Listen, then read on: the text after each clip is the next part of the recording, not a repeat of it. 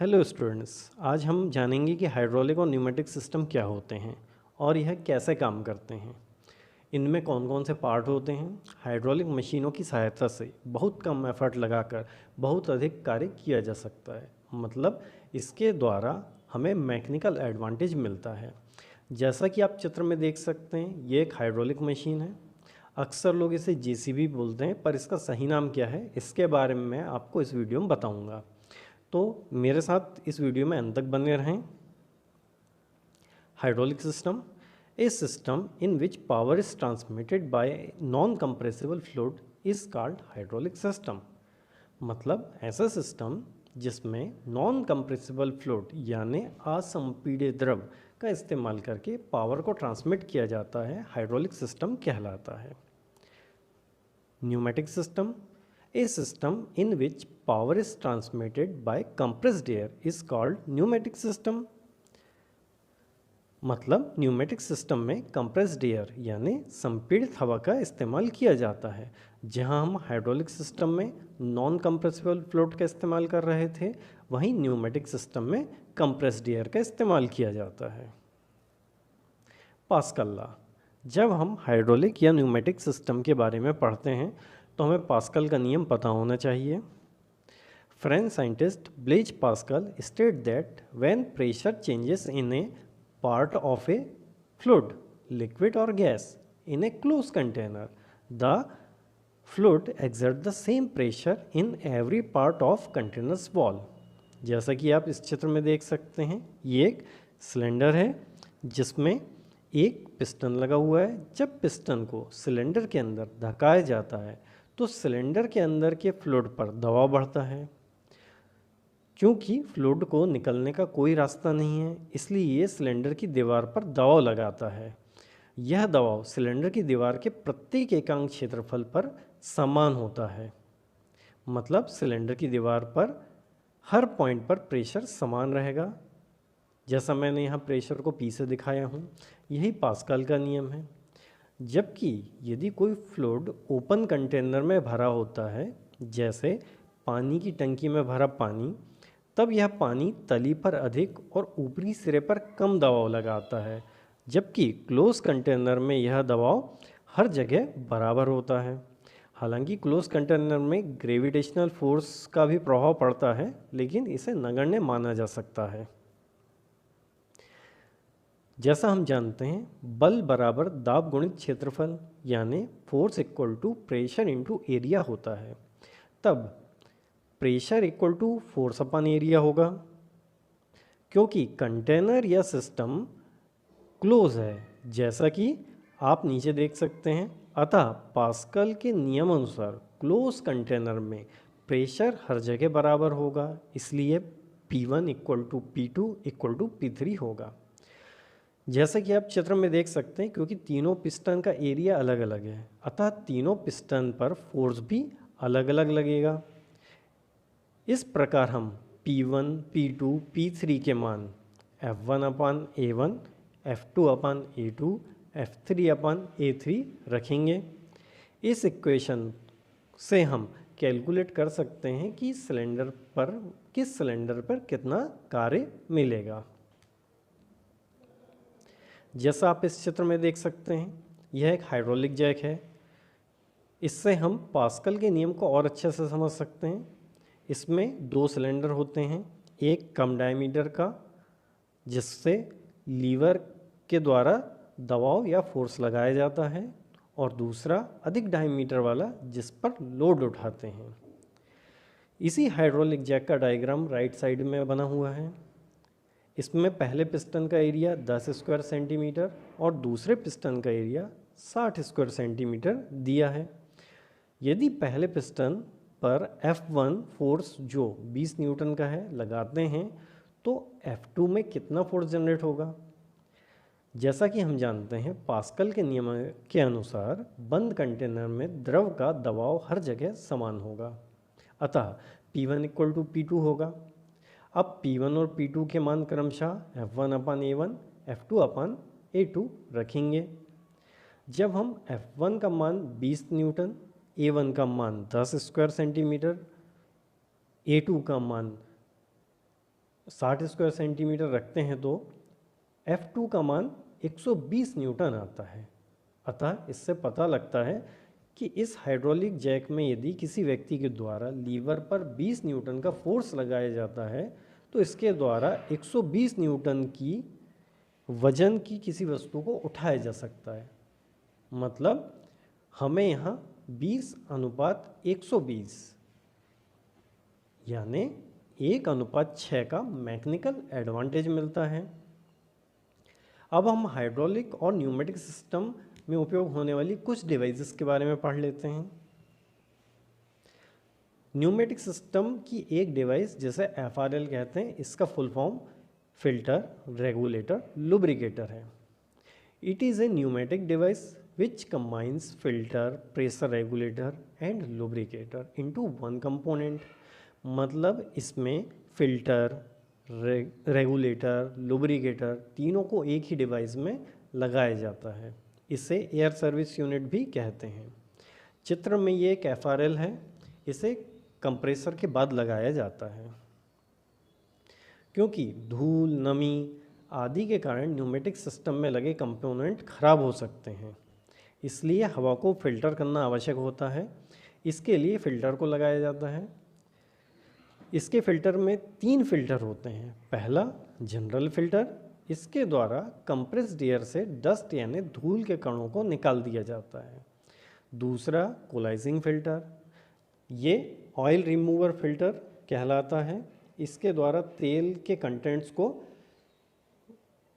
निकाल दिया जाता है। और तीसरा है वेपर रिमूवर, इसके द्वारा हवा में मौजूद नमी को हटाया जाता है, क्योंकि नमी सिस्टम में कोरोजन कर सकती है। दूसरा है रेगुलेटर, क्योंकि कंप्रेसर के अंदर एयर का प्रेशर फ्लैक्चुएट होता रहता है, इसलिए एक समान दबाव से हवा को न्यूमेटिक सर्किट में भेजने के लिए प्रेशर रेगुलेटर लगाना आवश्यक होता है। तीसरा है लुब्रिकेटर, न्यूमेटिक सर्किट के पुर्जों को घिसावट से बचाने के लिए हवा में लुब्रिकेंट की कुछ मात्रा मिलाई जाती है, इसके लिए लुब्रिकेटर का उपयोग किया जाता है। और क्योंकि यह तीनों डिवाइस एक ही डिवाइस में होती हैं, इसलिए संयुक्त रूप से इसे FRL फिल्टर, रेगुलेटर, लुब्रिकेटर कहा जाता है। इसके अलावा हाइड्रोलिक और न्यूमेटिक सिस्टम में उपयोग होने वाले कंपोनेंट निम्न हैं। पहला reservoir, it is use to store fluids of the hydraulic system.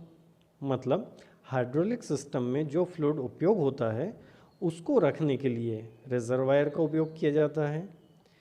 इस फ्लूइड को पंप की सहायता से सिस्टम में भेजा जाता है। दूसरा है pipe, pipes are used in hydraulic system to circulate hydraulic fluid from one place to another place. क्योंकि हाइड्रोलिक सिस्टम में बहुत अधिक दबाव पर फ्लूइड को एक स्थान से दूसरे स्थान तक भेजा जाता है, इसलिए यहाँ पर स्पेशल हाई प्रेशर पाइप का इस्तेमाल किया जाता है। और ऐसी हाइड्रोलिक मशीन जो मूवेबल होती हैं उनके पाइप फ्लेक्सिबल भी होने चाहिए, तो इस प्रकार के पाइप कॉटन रेशो या मेटल के तारों से बनाए जाते हैं। तीसरा है filter, A filter is used for screen out dirt and rust particle from the hydraulic system। मतलब फिल्टर के द्वारा हाइड्रोलिक फ्लूइड में से धूल, कचरा आदि चीज़ों को फिल्टर किया जाता है, ताकि हाइड्रोलिक सिस्टम में धूल या कचरा ना पहुँचे। क्योंकि यदि हाइड्रोलिक सर्किट में ये पार्टिकल पहुँच जाएंगे तो ये वाल्व, पंप, फ्लूइड लाइन आदि को जाम कर सकते हैं, इसलिए फ्लूइड को फिल्टर करना आवश्यक होता है। Pump, it is used for pumping fluid from reservoir to rest of the circuit. Hydraulic system में बहुत उच्च दाब पर फ्लूइड को सिस्टम में सर्कुलेट करना होता है, इसके लिए पंप की आवश्यकता पड़ती है। Actuator, it is a device that converts hydraulic और pneumatic energy into mechanical work. Actuator hydraulic और न्यूमेटिक एनर्जी को मैकेनिकल वर्क में कन्वर्ट करने का काम करता है। Valve, valve control the direction, flow and pressure of the fluid in the circuit. Valve fluid के बहाव की दिशा, उसकी मात्रा और प्रेशर को रेगुलेट करने का काम करते हैं। वॉल्व 3 प्रकार के होते हैं। पहला प्रेशर कंट्रोल या रिड्यूसिंग वॉल्व, इसके द्वारा फ्लूइड के प्रेशर को रेगुलेट किया जाता है। दूसरा फ्लो कंट्रोल, यह फ्लूइड के बहाव की मात्रा को रेगुलेट करता है। और तीसरा डायरेक्शनल कंट्रोल वॉल्व, जिसे डीसी वॉल्व भी कहते हैं, इसके द्वारा फ्लूइड के बहाव की दिशा को निर्धारित किया जाता है। हाइड्रोलिक और न्यूमेटिक सिस्टम के सर्किट डायग्राम को समझने के लिए इसमें उपयोग होने वाले सिंबल को जानना बहुत ज़रूरी है। इसमें से कुछ मुख्य सिंबल यहाँ दिए गए हैं। पहला आप देख सकते हैं एयर पंप का सिंबल है, इसके बाजू में हाइड्रोलिक पंप का सिंबल है। एयर पंप के सिंबल में ट्रायंगल होलो होता है और जो हवा को बताता है, और हाइड्रोलिक पंप में ट्रायंगल सॉलिड होता है जो लिक्विड को शो करता है। हमेशा न्यूमेटिक के लिए सिंबल जो होगा वो होलो होगा और हाइड्रोलिक के लिए सॉलिड होंगे। इनके नीचे आप एयर मोटर, हाइड्रोलिक मोटर और इलेक्ट्रिक मोटर के सिंबल देख सकते हैं। इलेक्ट्रिक मोटर में सर्किट के बीच में एम लिखा होता है जो मोटर को रिप्रेजेंट करता है, और एरो मोटर के रोटेशन की दिशा को बताता है। इसके बाद आप फिल्टर, ब्रीदर, एक्यूमुलेटर, रिजर्वायर आदि के सिंबल देख सकते हैं। उसके बाद में चेक वाल्व ऊपर आप देख सकते हैं, जिसे नॉन रिटर्न वाल्व भी कहते हैं, क्योंकि इसमें फ्लूइड का फ्लो केवल एक ही दिशा में होता है, इसीलिए इसे check valve, non return valve या चेक वाल्व कहते हैं। नीचे एक single acting cylinder with spring return बना है, मतलब इसमें पिस्टन को रिटर्न अपनी जगह में पहुंचाने के लिए स्प्रिंग लगाया हुआ है। इसके नीचे सोलेनॉइड का सिंबल है, जिसके बारे में हम पहले पढ़ चुके हैं। इसके लिए आप मेरे पिछले वीडियो को देख सकते हैं। हाइड्रोलिक या न्यूमेटिक सिस्टम में वॉल्व को एक्चुएट करने के लिए जिन मेथड का उपयोग किया जाता है, ये उनके सिंबल राइट साइड में जो 2 रो बनी है उनमें है। पहला पुश बटन, उसके बाद हैंड लीवर जो गियर की तरह दिखता है, roller, manual control, foot pedal, hydraulic pilot, pneumatic pilot, और जो ये जिगजैग वाला है ये स्प्रिंग का सिंबल है। मूवमेंट के अनुसार एक्चुएटर दो प्रकार के होते हैं, लीनियर एक्चुएटर और रोटरी एक्चुएटर।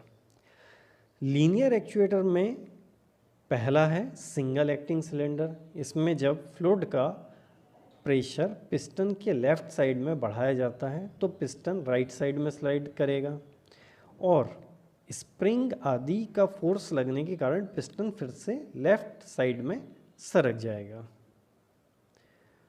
दूसरा है double acting single rod cylinder, जिसमें जब पिस्टन के राइट साइड में फ्लूइड के फ्लो को बढ़ाया जाता है तो पिस्टन लेफ़्ट में स्लाइड करेगा, और जब पिस्टन के लेफ़्ट साइड में फ्लूइड के फ्लो को बढ़ाया जाएगा तो पिस्टन राइट साइड में स्लाइड करेगा।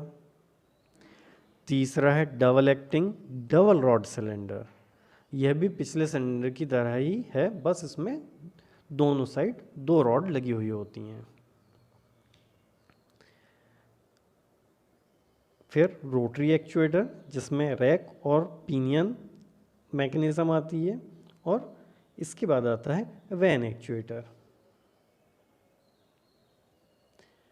अब आता है डीसी वॉल्व, मतलब directional control valve. DC valve में जिन संकेतों का उपयोग होता है पहले उसे हम जान लेते हैं ताकि उसे पढ़कर हम समझ सकें। प्रेशर पोर्ट या सप्लाई पोर्ट, इसको अक्षर P या संख्या 1 के द्वारा दर्शाया जाता है। एक्चुएटर पोर्ट को अक्षर A या B से या संख्या 2 या 4 से दर्शाया जाता है।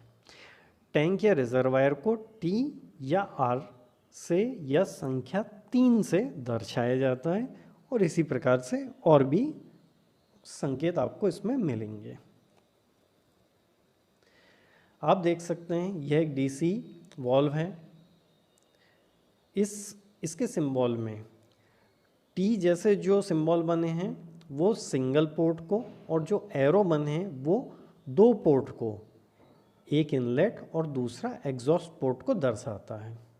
इसमें लिखा है 4/3 वे एनसी डायरेक्शनल कंट्रोल वाल्व।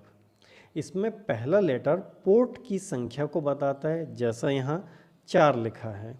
इसका मतलब है इस वाल्व में 4 पोर्ट होंगे। किसी भी वाल्व में कम से कम 2 पोर्ट होंगे। इसमें दूसरा लेटर वाल्व की पोजीशन को बताता है। यहाँ 3 लिखा है, इसका मतलब है इस वाल्व की 3 पोजीशन हो सकती है। बीच वाली पोजीशन को न्यूट्रल पोजीशन, और दोनों तरफ की 2 एक्चुएटिंग पोजीशन है। बिल्कुल किसी गाड़ी के गियर की तरह, एक न्यूट्रल और पहला गियर, दूसरा गियर या तीसरा गियर। किसी भी वाल्व के सिंबल में जितने बॉक्स होंगे उसकी उतनी पोजीशन होंगी। आप बॉक्स की संख्या से उस वाल्व की पोजीशन को जान सकते हैं। यहाँ 2, 3, 4 कोई भी संख्या हो सकती है। अब आगे लिखा है NC, यहाँ NO भी लिखा हो सकता है। NC का मतलब होता है नॉर्मली क्लोज, यानी सर्किट में फ्लूइड का फ्लो नहीं हो रहा है। और यदि NO लिखा होता है, इसका मतलब होता है कि नॉर्मली ओपन, यानी सर्किट में फ्लूइड का फ्लो न्यूट्रल कंडीशन में भी कंटिन्यू हो रहा है। इस प्रकार हम 4/3 वे NC डायरेक्शनल कंट्रोल वाल्व को पढ़ेंगे। 4 port 3 position normally closed direct. इसको हम एक आसान से सर्किट में जोड़कर समझ सकते हैं। यहाँ आप देख सकते हैं पोर्ट P पंप से जुड़ा है और क्लोज पोजीशन में फ्लूइड का फ्लो आगे नहीं हो पा रहा है। पोर्ट T रिजर्वायर से जुड़ा हुआ है और रिजर्वायर पंप से कनेक्टेड है। पोर्ट A और B सिलेंडर के दोनों सिरों पे जुड़े हुए हैं।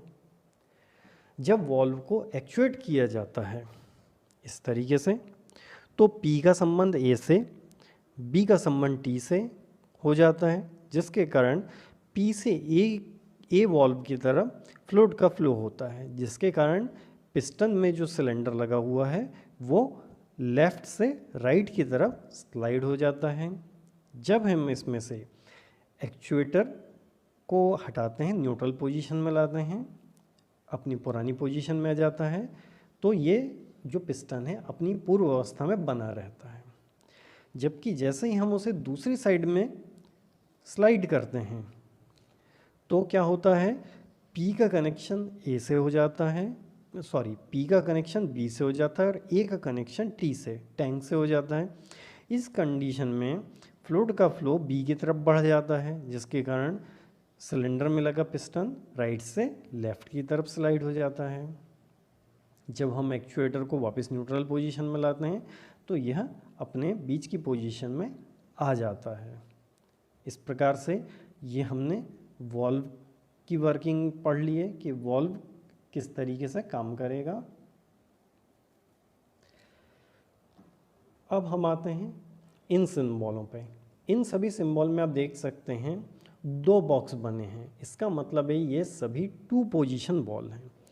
अब 2 पोजीशन वॉल्व में पहले में आप देख सकते हैं P और A लिखा हुआ है, क्योंकि P A से कनेक्टेड नहीं है, मतलब नॉर्मली क्लोज पोजीशन है। इसमें हमने पहले सिंबल जो पढ़े हुए थे, जैसे यहाँ पे पुश बटन का सिंबल है, मतलब 2 port 2 position normally close push button operated wall है, और बाजू में एक राइट साइड में स्प्रिंग बना हुआ है, स्प्रिंग का सिंबल है। इससे क्या पता लगता है, यह spring return direction control valve है। Push button operated spring return directional control valve. उसके नीचे वाला आप देखिए एरो बना हुआ है, मतलब P का संबंध A से है डायरेक्ट। यहाँ पे लिखा हुआ NO 2/2 वे वॉल्व NO मतलब नॉर्मली ओपन। यहाँ इसको हम पढ़ेंगे 2 port 2 position normally open. Push button operated spring return directional control valve, दूसरा ये हो गया।